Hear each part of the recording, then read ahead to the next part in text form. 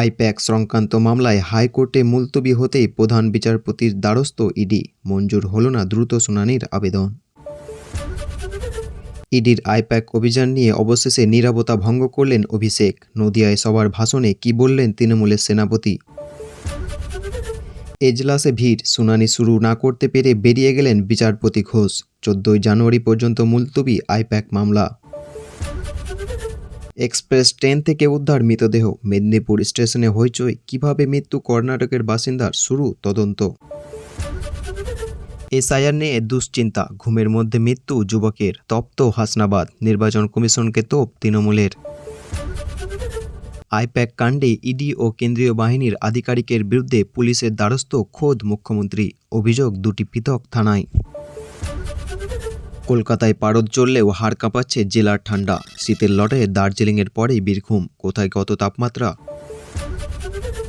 শুরুর আগে গঙ্গাসাগর মেলায় আগুন, পুড়ে ছায় একাধিক শিবির এবং অস্থায়ী ছাউনি, শুক্রবার ভোরে ছড়ালো আতঙ্ক।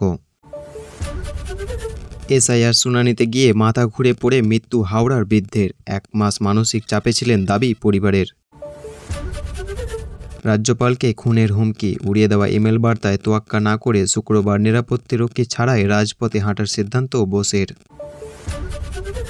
আইপ্যাকের দপ্তর ও কর্ণধার প্রতীক জৈনের বাড়িতে ইডির তল্লাশি ঘিরে হওয়া মামলা শুনানি শুক্রবার কলকাতা হাইকোর্টে শুরু করা গেল না। বিচারপতি শুভ্রা ঘোষের এজলাসে অতিরিক্ত ভিড় হওয়ায় পরিস্থিতি উত্তপ্ত হয়ে ওঠে এবং তিনি এজলাস ছেড়ে বেরিয়ে যান। ফলে তৃণমূল ও ইডির দুটি মামলায় 14 জানুয়ারি পর্যন্ত মুলতবি রাখা হয়েছে। শুনানির আগে ইন্টার্ন ও মামলার সঙ্গে যুক্ত নন এমন আইনজীবীদের বেরিয়ে যেতে বলা হলেও তা নিয়ে বচসা ও ধাক্কাধাক্কি শুরু হয়। এর জেরেই শুনানি স্থগিত হয়ে যায়। উল্লেখ্য, বৃহস্পতিবার সল্টলেকে আইপ্যাক অফিস ও লকডাউন স্ট্রিটে প্রতীক জৈনের বাড়িতে ইডি তল্লাশি চালায়। এই অভিযানকে রাজনৈতিক উদ্দেশ্য প্রণোদিত বলে দাবি করে তৃণমূল, আর তদন্তে বাধা দেওয়ার অভিযোগ তুলে পাল্টা মামলা করেছে ইডি। মেলা শুরু হওয়ার আগেই শুক্রবার ভোরে গঙ্গাসাগরে ভয়াবহ অগ্নিকাণ্ডে ঘটনা ঘটে। কপিল মুনি মন্দির সংলগ্ন 2 নম্বর রাস্তা পাশে তৈরি একাধিক অস্থায়ী ও ছাউনি ও শিবিরে হঠাৎ আগুন লেগে যায়। মুহূর্তের মধ্যে আগুন ছড়িয়ে পড়ে এবং একের পর এক হোগলা দিয়ে তৈরি ছাউনি পুড়ে ছাই হয়ে যায়। এই অগ্নিকাণ্ডে পুলিশ, তথ্য ও সংস্কৃতি দপ্তর, সংবাদ মাধ্যম এবং কয়েকটি স্বেচ্ছাসেবী সংস্থার অস্থায়ী শিবির ক্ষতিগ্রস্ত হয়েছে। খবর পেয়ে দমকল বাহিনী একাধিক ইঞ্জিন ঘটনাস্থলে পৌঁছে কয়েক ঘন্টার চেষ্টায় আগুন নিয়ন্ত্রণে আনে। ভাগ্যবশত এখন পর্যন্ত কোনো হতাহতের খবর পাওয়া যায়নি, তবে ক্ষয়ক্ষতির পরিমাণ অনেক বলে মনে করা হচ্ছে। প্রাথমিক অনুমান করা হচ্ছে শর্ট সার্কিট থেকেই আগুন লেগে থাকতে পারে, তবে দমকল ও প্রশাসন পুরো ঘটনা তদন্ত শুরু করেছে।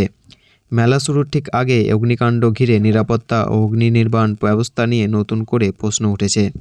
কলকাতায় সামান্য তাপমাত্রা বাড়লেও জেলাগুলিতে এখনও কনকনে ঠান্ডা। উত্তর ও দক্ষিণবঙ্গ জুড়েই শীতের দাপট চলছে। আলিপুর আবহাওয়া দপ্তর জানিয়েছে আগামী কয়েকদিন তাপমাত্রা ধীরে ধীরে একটু বাড়তে পারে, তবে শীত পুরোপুরি কমবে না। শুক্রবার কলকাতার সর্বনিম্ন তাপমাত্রা ছিল 12.1 ডিগ্রি সেলসিয়াস। দক্ষিণবঙ্গের অনেক জেলায় তাপমাত্রা 10 ডিগ্রির নিচে নেমে এসেছে। সবচেয়ে ঠান্ডা ছিল বীরভূমের শান্তিনিকেতনে, সেখানে পারদ নেমেছে 5.6 ডিগ্রিতে। উত্তরের দার্জিলিং তাপমাত্রা ছিল 3.4 ডিগ্রি।